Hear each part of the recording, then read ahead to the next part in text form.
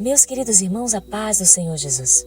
Hoje nós vamos dar continuidade à nossa reflexão bíblica em Efésios 4 e eu já convido você a ler todo o capítulo e em seguida retornar aqui para que nós possamos nos aprofundar em alguns versículos deste precioso capítulo.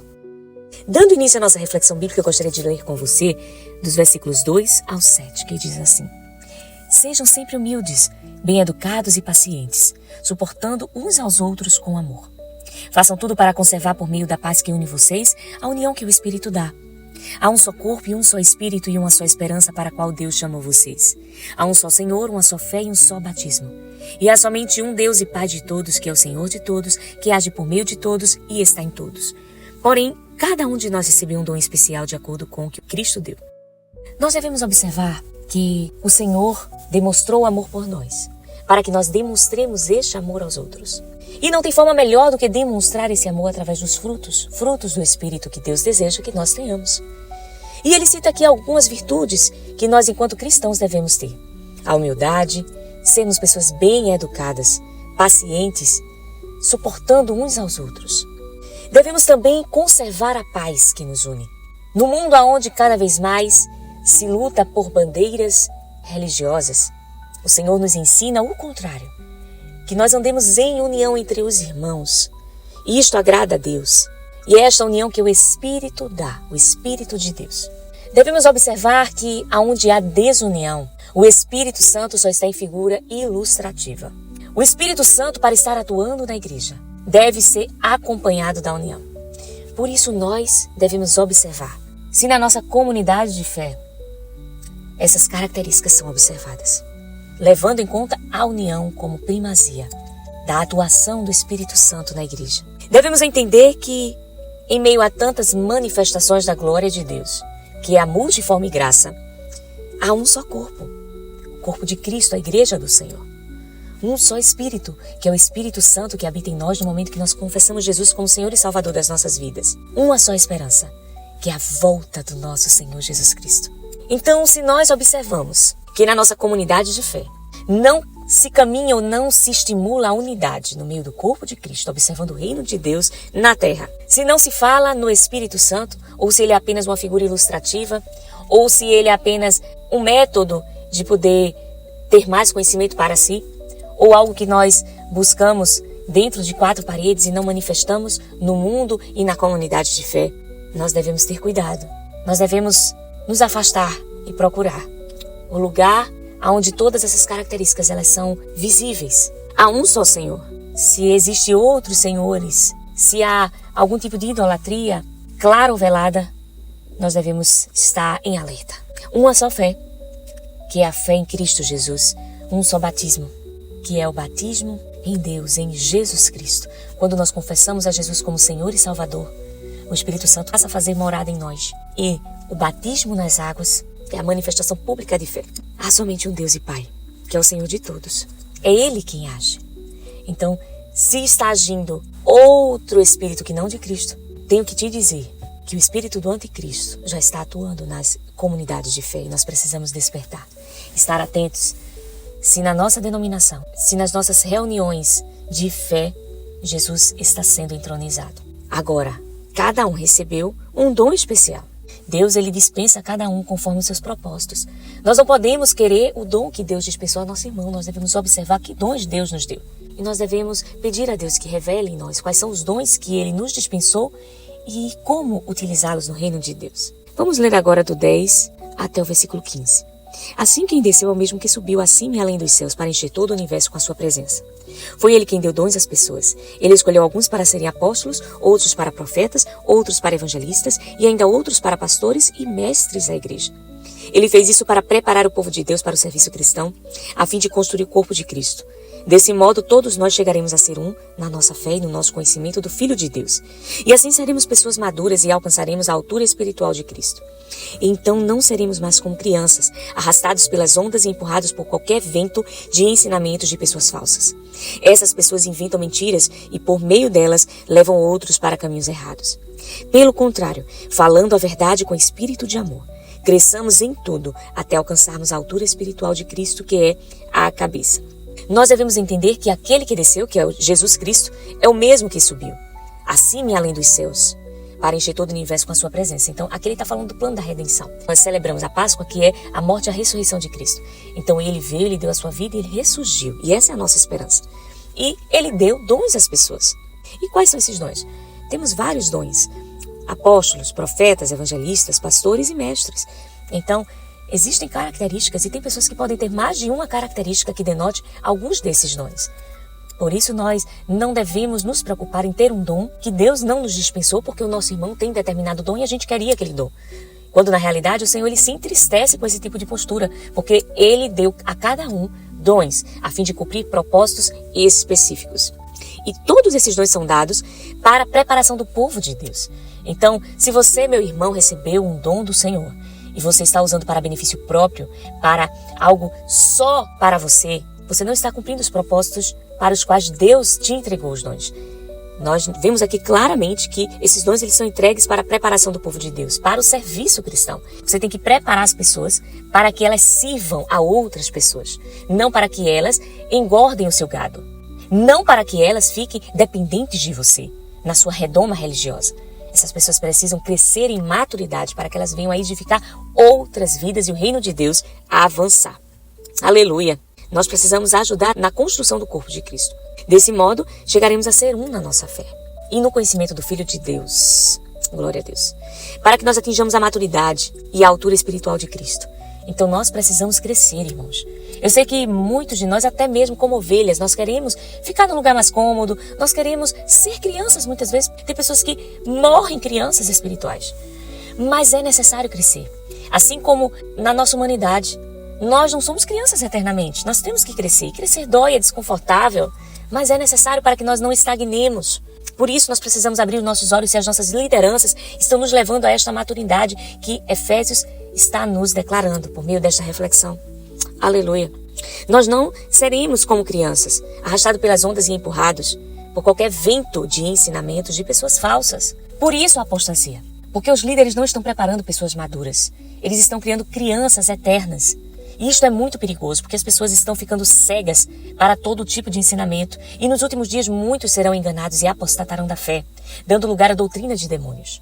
Então nós precisamos crescer. A maturidade faz com que nós abramos os nossos olhos espirituais e enxerguemos as verdades do Evangelho de Cristo. E passando por este filtro, que é os ensinamentos bíblicos e a revelação do Espírito Santo de Deus, nós estaremos firmados para propagar o reino de Cristo na terra.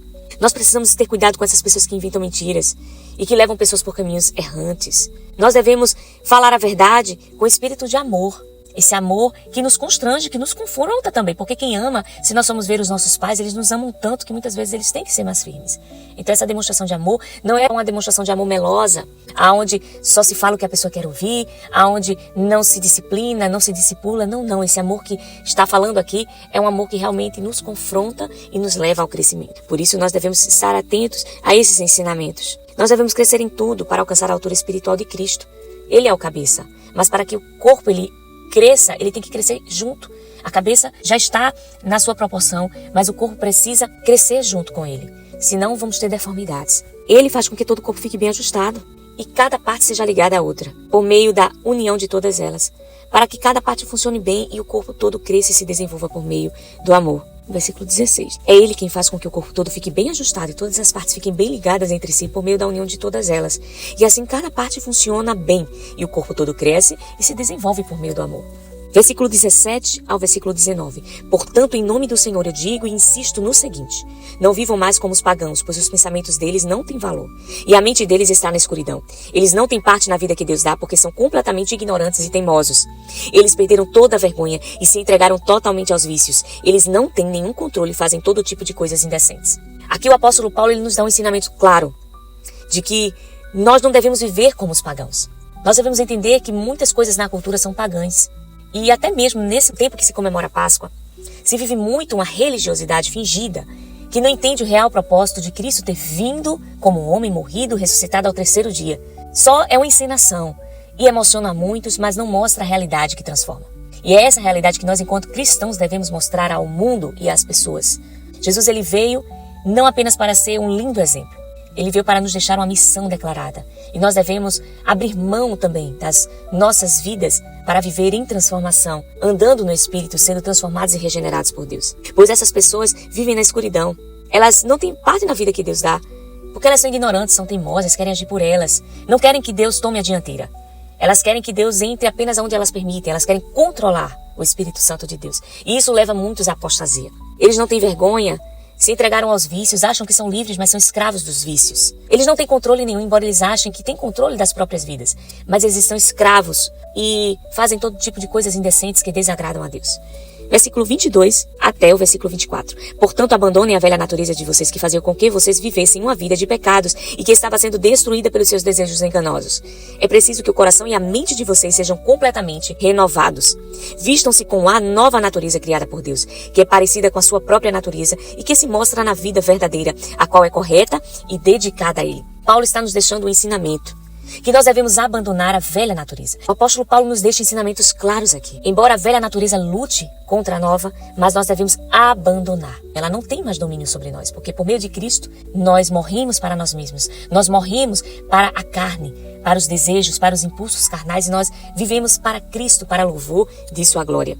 Pois essa velha natureza nos fazia viver em pecado, e nós estávamos sendo destruídos pelos nossos desejos enganosos.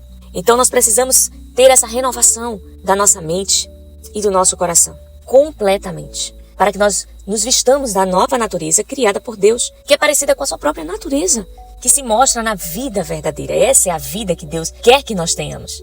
É tão lindo as peças mostrando a morte e a ressurreição de Jesus, só que por que Jesus morreu e viveu? Para que nós tivéssemos essa nova natureza que Ele, o próprio Cristo, quer nos dar, que nos traz uma vida verdadeira, correta e dedicada a Ele. Não é para que nós vivamos pela velha natureza, agindo por meio dos nossos desejos enganosos, que nos leva à destruição. E nós precisamos ter esse entendimento claro, que Deus ele não só deu a vida para que nós tenhamos uma vida qualquer.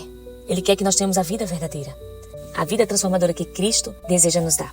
E agora eu concluo nossa reflexão lendo do versículo 29 até o versículo 32. Não digam palavras que fazem mal aos outros, mas usem apenas palavras boas que ajudam os outros a crescer na fé e a conseguir o que necessitam, para que as coisas que vocês dizem façam bem aos que ouvem.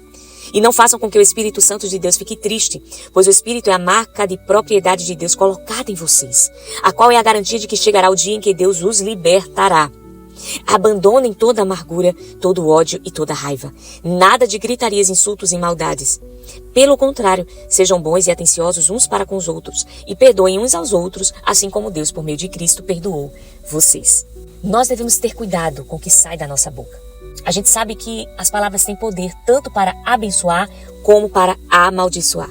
Tanto para levantar pessoas como para destruir pessoas. Então nós devemos ter cuidado para não emitir palavras que façam mal às pessoas. Devemos usar palavras boas que ajudem as pessoas a crescer na fé, a conseguir aquilo que elas estão necessitando, que Deus sabe, não aquilo que elas querem, como está dizendo aqui. Observe, as palavras devem fazer com que as pessoas consigam o que necessitam. Deus ele quer nos dar o que nós necessitamos, não aquilo que nós queremos, porque Ele sabe o melhor para nós. Para que as coisas que saiam da nossa boca façam bem para os que ouvem.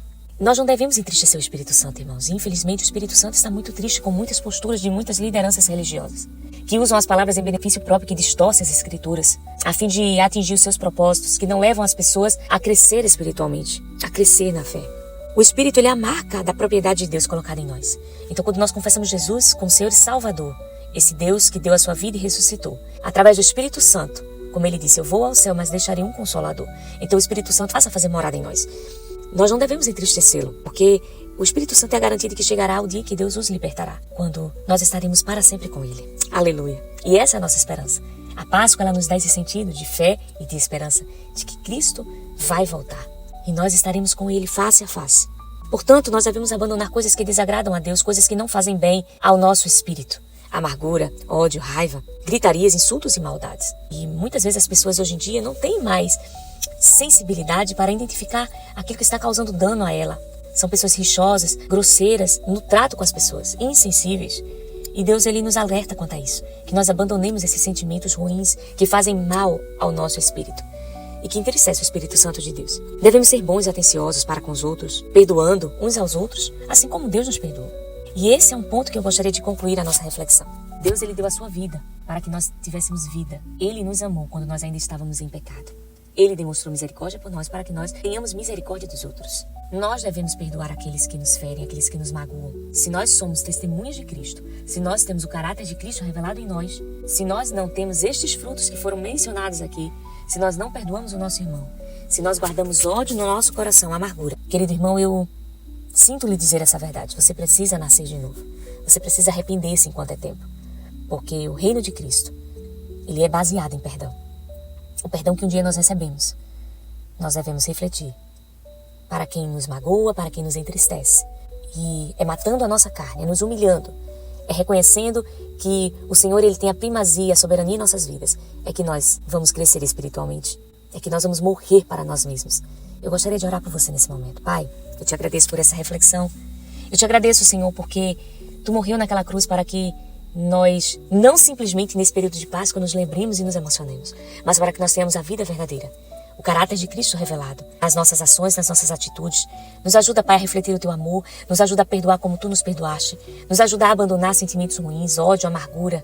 Nos ajuda, Senhor, a não viver em insultos, em gritarias, naquilo que não te agrada, Senhor.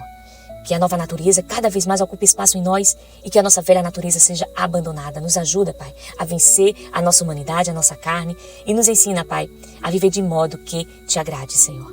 Obrigada, Pai, pelo privilégio de te ter como Senhor e Salvador das nossas vidas. Em nome de Jesus. Amém. Amém? Que Deus te abençoe, que essa reflexão de alguma forma tenha edificado a sua vida. Se Deus assim nos permitir, estaremos aqui de volta para mais uma reflexão bíblica em Efésios capítulo 5. Deus abençoe você.